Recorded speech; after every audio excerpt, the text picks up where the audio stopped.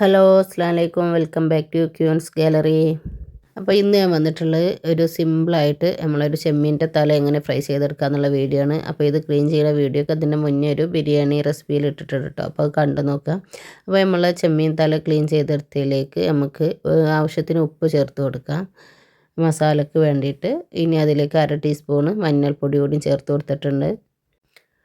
പിന്നെ ഇതിലേക്ക് 1 ടീസ്പൂണോളം കാശ്മീരി ചില്ലി കേട്ടോ ചേർത്തിട്ടുള്ളത്. എനിക്ക് മുളക് പൊടിയാണെങ്കിൽ എരിവുള്ളതാണെങ്കിൽ അങ്ങനെയും ചേർക്കാം. അപ്പോൾ കുരുമുളക് പൊടി ചേർക്കാതിരുന്നാൽ മതി.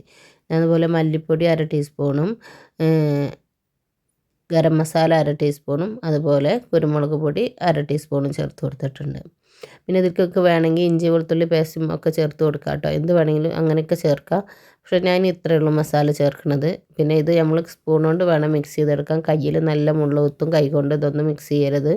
അതുപോലെ അത് കഴിഞ്ഞ ശേഷം അതിലേക്ക് 1 ടീസ്പൂണോളം നാരങ്ങനീര് കൂടി ഒഴിച്ചിട്ടൊന്ന് മിക്സ് ചെയ്ത് കൊടുത്തിട്ടുണ്ട്. നല്ല വെള്ളം നല്ല വാർത്തെടുത്തിട്ട് വേണ്ടോ അത് മസാല ഇടാൻ. ഇതിലേക്ക് ഒരു ആവശ്യത്തിന് കുറച്ച് വെളിച്ചെണ്ണ കൂടി ചേർത്ത് മിക്സ് ചെയ്തിട്ട് ഒരു അരമണിക്കൂർ നമുക്കിതൊന്ന് റെസ്റ്റ് ചെയ്യാൻ വെക്കണം. അതിനുശേഷം നമുക്കിതൊന്ന് ഫ്രൈ ചെയ്തെടുക്കാം. അപ്പോൾ ഇതാ ഞാനൊരു ചട്ടിയിൽ കുറച്ച് എണ്ണ ഒഴിച്ച് കൊടുത്തിട്ടുണ്ട്. അതുപോലെ എണ്ണ നല്ല ചൂടായിട്ടുണ്ട്. അപ്പോൾ നമ്മളെ മേലേക്ക് ഇത് പൊട്ടിത്തെറിക്കും കേട്ടോ. അത് നല്ല ശ്രദ്ധിക്കണേ.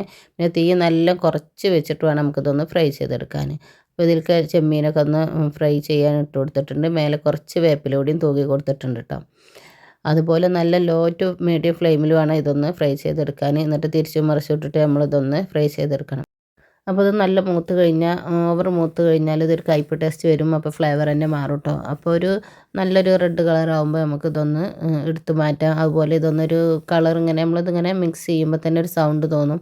ഇതായി കഴിഞ്ഞാൽ അത് നിങ്ങൾക്ക് ചെയ്യുമ്പോൾ മനസ്സിലാവും.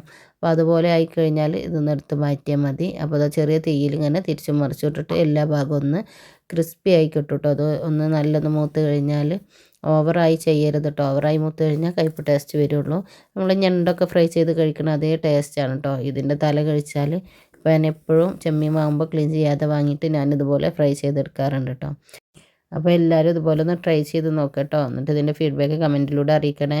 അതുപോലെ ഈ ചാനൽ ആദ്യമായിട്ട് കാണുന്ന ഏതെങ്കിലും കൂട്ടുകാരുണ്ടെങ്കിൽ പ്ലീസ് ഒന്ന് സബ്സ്ക്രൈബ് ചെയ്ത് സപ്പോർട്ട് ചെയ്യണേ. നിങ്ങളുടെ സപ്പോർട്ട് ഉണ്ടെങ്കിൽ നമ്മളെ ചാനൽ മുന്നോട്ട് പോവുള്ളൂ. അപ്പോൾ അതാ നമ്മളെ ചെമ്മീൻ അത്യാവശ്യം നല്ല ഫ്രൈ ആയി വന്നിട്ടുണ്ട്. ഈ ടൈമിൽ നമുക്കിതൊന്ന് കോരിയെടുക്കണം കേട്ടോ. അപ്പോൾ ഇത്രയേ ഉള്ളൂ. അപ്പോൾ ഇതുപോലെ എല്ലാം ഒന്ന് ഫ്രൈ ചെയ്തെടുക്കുക. അപ്പോൾ ഇന്നത്തെ വീഡിയോ കഴിഞ്ഞു. അപ്പോൾ അടുത്ത വീഡിയോയിൽ കാണാം. അസ്സലാമു അലൈക്കും.